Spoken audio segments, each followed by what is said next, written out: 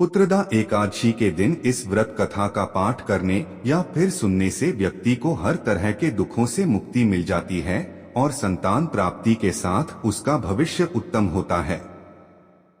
जाने व्रत कथा। हिंदू धर्म में एकादशी का विशेष महत्व है।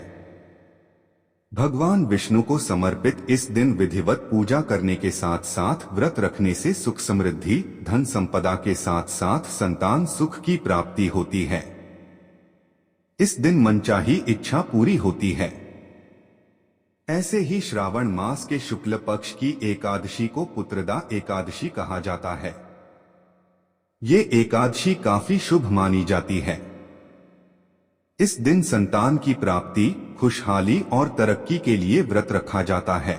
इस बार सावन माह की पुत्रदा एकादशी का व्रत 16 अगस्त को रखा जा रहा है।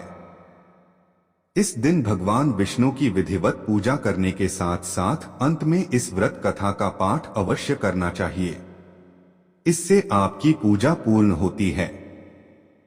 आइए जानते हैं पुत्रदा एकादशी की संपूर्ण व्रत कथा। इस एकादशी के महत्व के बारे में स्वयं श्री कृष्ण ने अर्जुन को बताया था।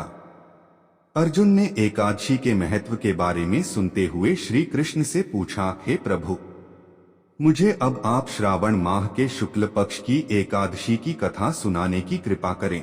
इसके बाद श्री कृष्ण ने कहा, हे धनुर्धर, श्रावण मास के शुक्ल पक्ष की एकादशी की कथा को सुनने मात्र से अनंत यज्ञ के बराबर फलों की प्राप्त होती है।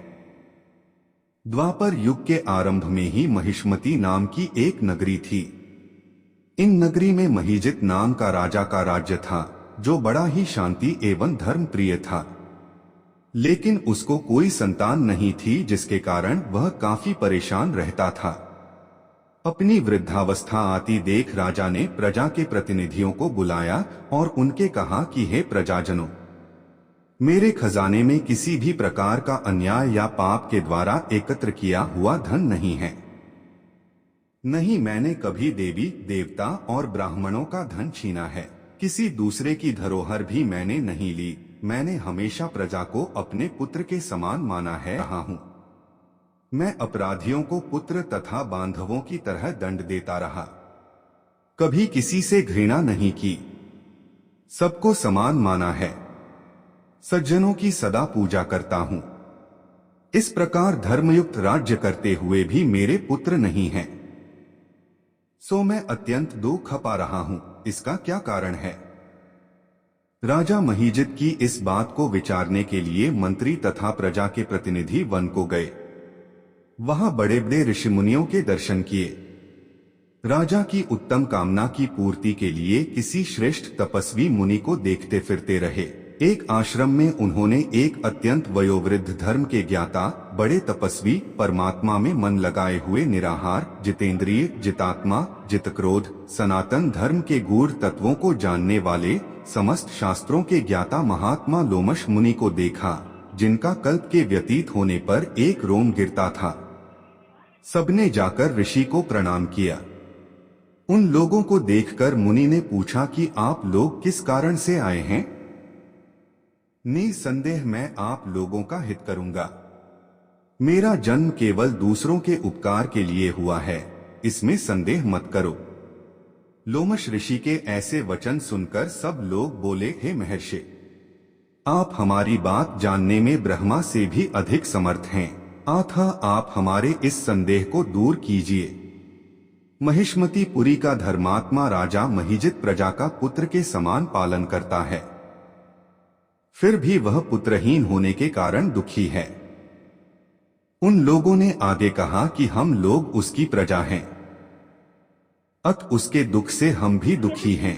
आपके दर्शन से हमें पूर्ण विश्वास है कि हमारा यह संकट अवश्य दूर हो जाएगा, क्योंकि महान पुरुषों के दर्शन मात्र से अनेक कष्ट दूर हो जाते हैं। अब आप कृपा करके राजा के पुत्र होने का उपाय बतलाएं। यह वार्ता सुनकर ऋषि ने थोड़ी देर के लिए नेत्र बंद किए और राजा के पूर्व जन्म का वृत्तांत जानकर कहने लगे कि यह राजा पूर्व जन्म में एक निर्धन वैश्य था। निर्धन होने के कारण इसने कई बुरे कर्म किए। यह एक गांव से दूसरे गांव व्यापार करने जाया करता था। एक समय ज्येष्ठ मास के शुक्ल पक्ष की द्वादशी के दिन मध्याह्न के समय जबकि वह 2 दिन से भूखा प्यासा था, एक जलाशय पर जल पीने गया। उसी स्थान पर एक तत्काल की ब्याही हुई प्यासी गौ जल पी रही थी। राजा ने उस प्यासी गाय को जल पीते हुए हटा दिया और स्वयं जल पीने लगा, इसीलिए राजा को यह दुख सहना पड़ा। एकादशी के दिन भूखा रहने से वह राजा हुआ और प्यासी गौ को जल पीते हुए हटाने के कारण पुत्र वियोग का दुख सहना पड़ रहा है। ऐसा सुनकर सब लोग कहने लगे कि हे ऋषि, शास्त्रों में पापों का प्रायश्चित भी लिखा है। जिस प्रकार राजा का यह पाप नष्ट हो जाए, आप ऐसा उपाय बताइए।